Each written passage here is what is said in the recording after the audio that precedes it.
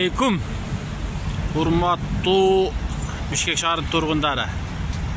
Бүгүн Бишкек шаарынын кызматкери, Бишкек шаарынын мэринин орун басары болуп кетеби Жамалбек Рысалиев кабар агенттигине интервью бериптир.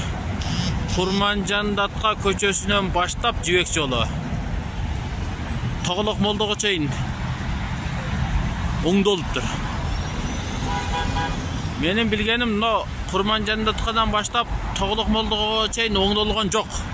Себеби могу көчө оңдолгон жок, быйыл ремонт болгон жок. Бирок ал жака тигинтип отчет бериптир. Демек, ал жерде күмөн бар. Бул жердин акчасын жеп койду. Себеби жибек жолу оңдолду, Осмон Кулага чейин эле оңдолду да, бул жак оңдолгон жок. Эгер оңдолгон болсо мен көрбөй калгандырмын. Келушүн не кылгылачы, далилдеп бергилечи, могул жерлер ремонт болду деп. Себеби бул жагы оңдолгон жок. Осмон Куладан нар жагы оңдолду. Андан кийин Абсамат Масалиевден жибек жолуна чейин Абдырахман көчөсү дагы Байтик Батыр көчөсү оңдолуптур дептир. Боптур, Байтик Батыр оңдолду. Бирок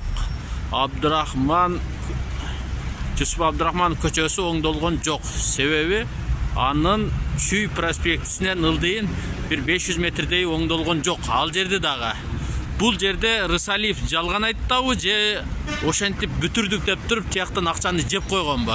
Рысалиев жооп береби мындай калп туура айткандабы? Мен кабар агенттигинин Facebook'a жазып чыккан экен, ошондон окудум. Рысалиев жалган айтса боло береби же мага маалымат туура эмес жетпиби? Рысалиев эгерде жалган айткан болсо камалабы? Же ал жерде ишти бүтүрдүк деп туруп акчаны жеп койдубу мэрия кызматкерлери? Буга ким жооп берет?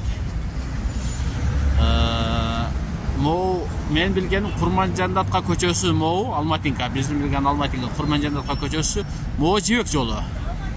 Бул жерден баштап тетик Осмон Кулага чейин ремонт болгон жок, туура.